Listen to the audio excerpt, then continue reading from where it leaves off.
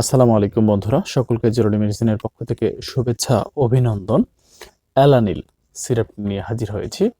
জানাবো এই অ্যালানিল সিরাপটি আপনারা বাচ্চাদেরকে কেন খাওয়াবেন, কিভাবে খাওয়াবেন, এর পার্শ্ব প্রতিক্রিয়া সমূহ, কোন কোম্পানি প্রস্তুত করে থাকে, বিস্তারিত তথ্য দেব ভিডিওতে। শুরুতেই জানিয়ে দেব অ্যালানিল সিরাপটি আপনারা কি কি সমস্যার ক্ষেত্রে বাচ্চাদেরকে খাওয়াতে পারেন। সিজনাল অ্যালার্জিক রাইনাইটিস সম্পর্কিত লক্ষণগুলো উপমাসে নির্দেশিত।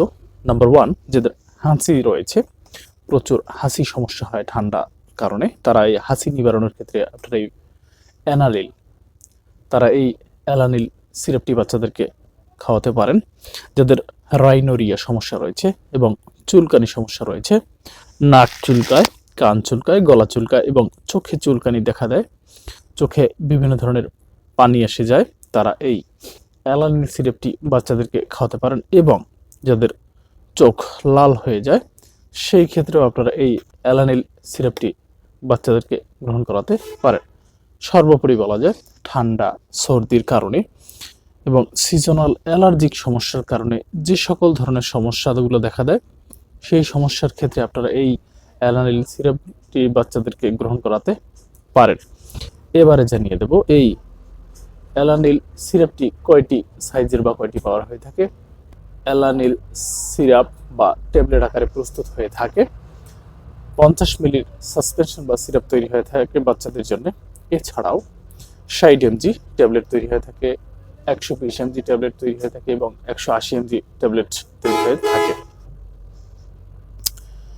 এবারে জানিয়ে দেব এই অ্যালানিল সিরাপটি আপনারা কিভাবে গ্রহণ করবেন সেবন বিধি হিসাবে। প্রাপ্তবয়স্কদের ক্ষেত্রে সিজনাল অ্যালার্জিক রাইনাইটিস বা ক্রনিক ইডিওপ্যাথিক আর্টিকেরিয়ার ক্ষেত্রে যেভাবে আপনারা অ্যালানিল সিরাপটি প্রাপ্তবয়স্করা ব্যবহার করবে, 12 বছরের বেশি বয়সের ক্ষেত্রে এটি ব্যবহার করবে 60 মিলিগ্রাম ট্যাবলেট দৈনিক 2 বার গ্রহণ করতে পারবে, অথবা দৈনিক 120 মিলিগ্রাম একটি ট্যাবলেট গ্রহণ করতে পারবে, অথবা দৈনিক 180 মিলিগ্রাম ট্যাবলেট দৈনিক একটি পানির সাথে গ্রহণ করতে পারবে। এবারে জানিয়ে দেব সিরাপের ক্ষেত্রে বাচ্চারা যেভাবে এই সাসপেনশন বা সিরাপটি গ্রহণ করবে, 6 থেকে 11 বছরের শিশুরা এটিকে যেভাবে ব্যবহার করবে বা গ্রহণ করবে, সেটি হচ্ছে দৈনিক 2 বার 30 মিলিগ্রাম ফেক্সোফেনারদিন সিরাপটি, অথবা দৈনিক 60 মিলিগ্রাম ট্যাবলেট গ্রহণ করতে পারে।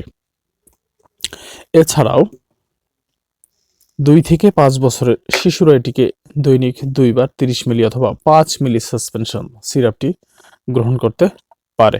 বৃক্কীয় কার্যকারিতা হ্রাসের ক্ষেত্রে দৈনিক 1 বার করে গ্রহণ করতে পারে।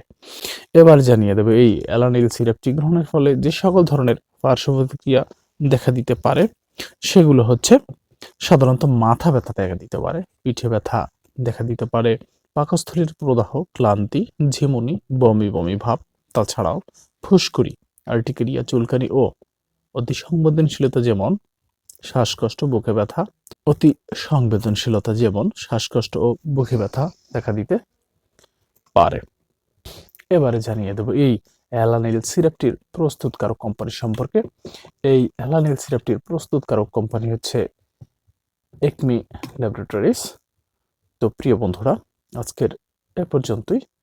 আমার এই ভিডিওটি যদি আপনাদের ভালো লেগে থাকে, অবশ্যই আপনারা লাইক কমেন্ট করতে ভুলবেন না, এবং নতুন কিছু জানার থাকলে অবশ্যই আপনারা কমেন্ট করতে পারেন।